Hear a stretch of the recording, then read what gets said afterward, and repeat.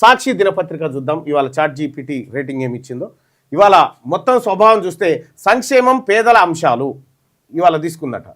ఇక BC SC కథనాలు ఎక్కువగా ఉన్నాయట ఇవాళ, బీసీ ఎస్సీ కథనాలు.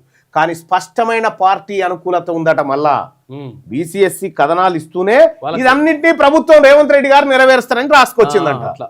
ఇక వర్గాల ప్రాధాన్యత ఎట్లుందంటే బీసీలకు 30%, ఎస్సీ 18%, మైనార్టీ 10%, ఓసీలకు 35% ఇచ్చిందట.